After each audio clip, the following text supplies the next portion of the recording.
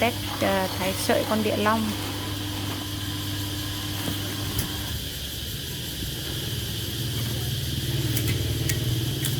Địa long làm thuốc.